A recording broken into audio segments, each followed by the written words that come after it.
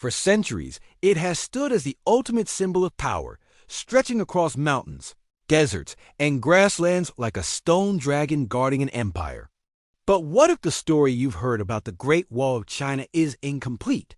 Was it truly built to keep invaders out? Did it actually work? And is it even one continuous wall as many believe? Today, we're not just admiring one of the world's most famous monuments, we're deconstructing it. If you enjoy fact-based historical deep dives that challenge popular myths, make sure to like this video, subscribe to the channel, and turn on notifications. We explore history beyond the surface. Now, let's begin where the wall itself began, not with stone, but with fear. When people think of the Great Wall, they often imagine a single monumental structure built all at once. In reality, what we call the Great Wall is a series of walls constructed over more than 2,000 years. The earliest large-scale defensive walls emerged during the Warring States period, centuries before imperial unification. Rival kingdoms built rammed earth fortifications to defend against both neighboring states and nomadic groups from the northern steppe. It was not until the rise of Qin Shi Huang in 221 BCE that these regional walls were connected and expanded. After unifying China, the first emperor ordered the linking of existing northern fortifications to defend against the Xiongnu Confederation. But here's the first reality check. The Qin Wall was not the stone structure tourists visit today. It was primarily made of tamped earth and wood, practical, fast to build, and highly vulnerable to erosion. If much of the original wall has disappeared, what we see today, whose wall is it really? The iconic stone and brick wall most visitors see today was largely built during the Ming dynasty. After the fall of the Mongol-led Yuan dynasty, the Ming rulers faced renewed threats from northern steppe forces. Determined not to suffer another foreign conquest, they embarked on the most ambitious wall-building campaign in Chinese history. Unlike earlier rammed earth barriers, the Ming Wall incorporated bricks, stone blocks, watchtowers, signal towers, garrison stations, and complex defensive systems. It stretched over rugged mountain ridges and deserts, strategically positioned to maximize visibility and communication. Recent surveys estimate that the total length of all wall systems across dynasties exceeds 21,000 kilometers. But this raises a crucial question. If the wall was so massive, why did invasions still happen? The popular narrative suggests that the Great Wall successfully kept invaders out. The historical reality is more complicated. Nomadic groups did not simply charge blindly into walls. They negotiated, traded, bribed officials, exploited weak points, or rode through gates opened by defectors. In 1644, forces aligned with the Manchus entered through Shanhai Pass, not by breaking the wall, but because a Ming general opened the gates. This event led to the rise of the Qing dynasty.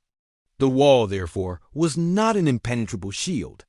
It was part of a broader frontier strategy that combined military defense, diplomacy, trade control, and surveillance. In fact, one of its most effective functions was communication. Beacon towers could transmit smoke signals across vast distances in hours, allowing rapid mobilization of troops. So perhaps the wall was less about stopping invasions entirely, and more about managing the frontier.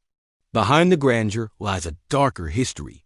Hundreds of thousands, possibly more, were conscripted to build and maintain the walls. Soldiers, peasants, prisoners, and laborers worked under harsh conditions in remote terrain. Legends speak of bodies buried within the wall itself. While archaeologists debate the literal truth of this claim, what is certain is that construction demanded enormous human sacrifice. The wall was not just a symbol of protection. It was also a symbol of state power over its population. Was the wall built to keep enemies out or to keep subjects in line? The wall's path was not random. It followed natural defensive advantages, mountain ridges, river valleys, and desert edges. In many places, geography itself was the primary defense, and the wall enhanced those natural barriers. This reveals something important about Chinese statecraft. The wall was part of a larger geopolitical understanding of the northern frontier as both a threat and a trade corridor.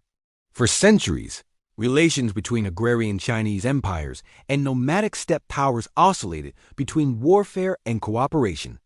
The wall marked not just a boundary of defense, but a boundary between different economic systems and lifestyles. Let's dismantle a few persistent myths.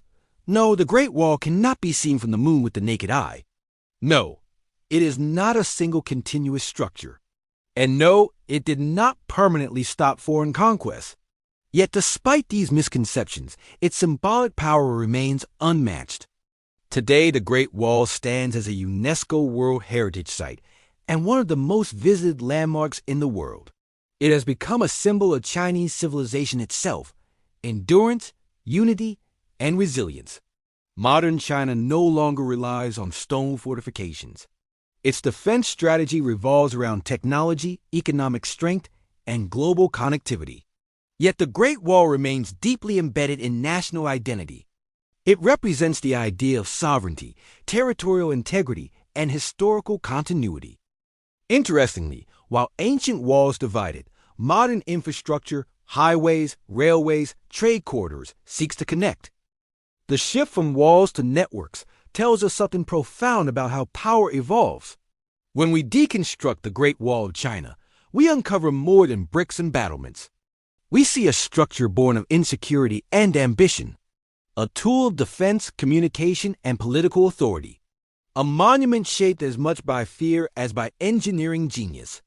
It did not make China invincible, but it did shape how China understood its borders, its enemies, and itself.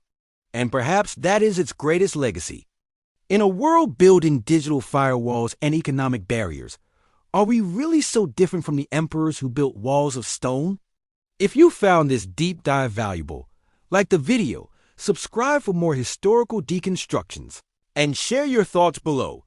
Was the Great Wall a masterpiece of defense or a monument to imperial anxiety?